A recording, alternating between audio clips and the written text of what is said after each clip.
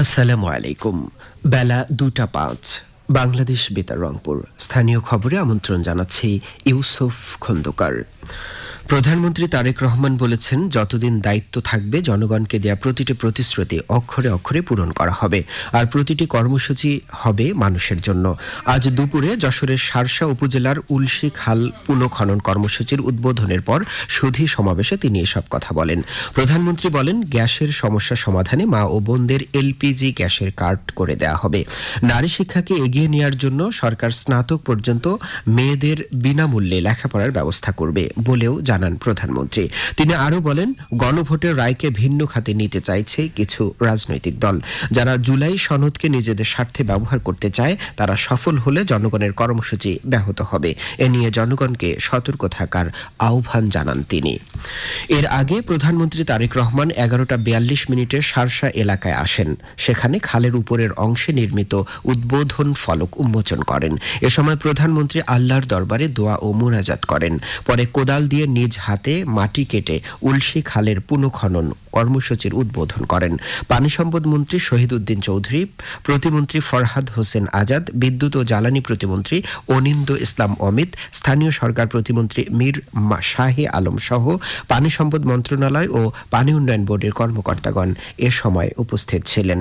উল্লেখ্য, 1976 সালের 1 নভেম্বর যশোরের শার্শার উলশি থেকে জগন্নাথপুর পর্যন্ত প্রায় 4 কিলোমিটার দীর্ঘ খালটি তৎকালীন রাষ্ট্রপতি জিয়াউর রহমান স্বেচ্ছাশ্রমে খনন করেছিলেন, যা জিয়ার খাল নামে পরিচিত। এই খালটি বাংলাদেশ পানি উন্নয়ন বোর্ডের মাধ্যমে পুনঃখনন করা হচ্ছে।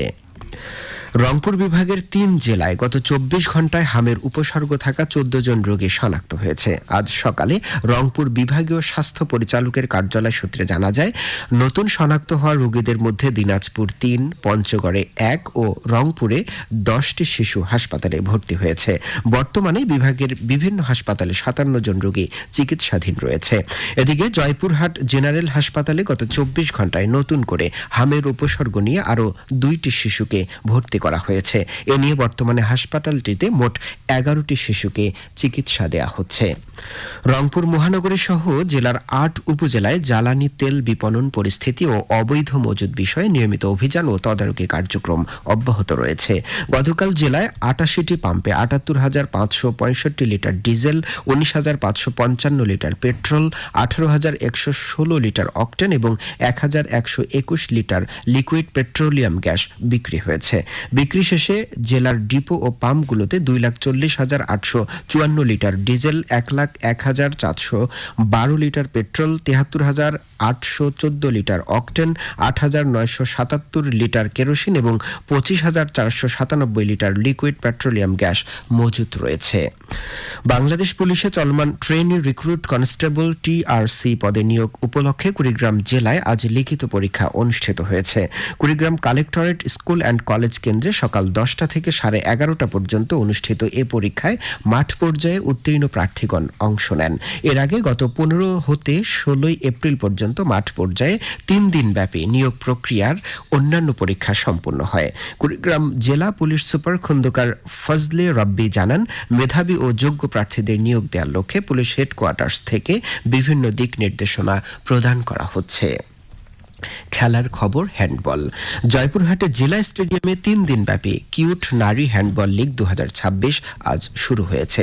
এ উপলক্ষে সকালে বাংলাদেশ হ্যান্ডবল ফেডারেশনের সহযোগিতায় ও জেলা ক্রীড়া সংস্থার উদ্যোগে একটি বর্ণাঢ্য শোভাযাত্রা শহরের প্রধান সড়ক প্রদক্ষিণ করে।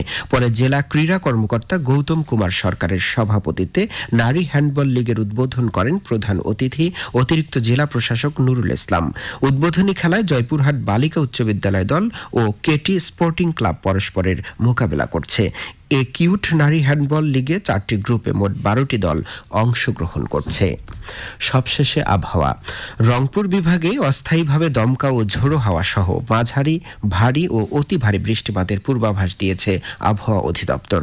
আজ দুপুরে রংপুর আবহাওয়া অফিস জানিয়েছে, গত 24 ঘন্টায় রংপুর জেলায় 50.7 মিলিমিটার বৃষ্টিপাত হয়েছে। আগামী বুধবার পর্যন্ত রংপুর সহ উত্তরাঞ্চলের আশপাশের এলাকায় গভীর সঞ্চালনশীল মেঘমালা তৈরি হতে পারে এবং তা অব্যাহত থাকতে পারে। এ সময় রংপুর বিভাগে ভারী থেকে অতি ভারী বৃষ্টিপাতের সম্ভাবনা রয়েছে।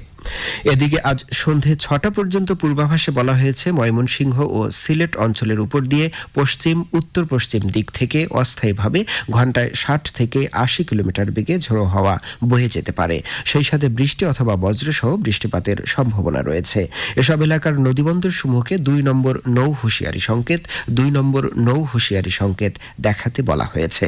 এছাড়া কুমিল্লা, নোয়াখালী ও চট্টগ্রাম অঞ্চলের উপর দিয়ে উত্তর পশ্চিম দিক থেকে অস্থায়ীভাবে ঘন্টায় ৪৫ থেকে ৬০ কিলোমিটার বেগে দমকা থেকে ঝোড়ো হাওয়া বয়ে যেতে পারে। সেই সাথে বৃষ্টি অথবা বজ্রসহ বৃষ্টিপাতের সম্ভাবনা রয়েছে। এসব এলাকার নদীবন্দর সমূহকে ১ নম্বর সতর্কতা সংকেত দেখাতে বলা হয়েছে। খবর শেষ হলো। আমাদের পরবর্তী স্থানীয় খবর প্রচারিত হবে সন্ধে ৭টায়।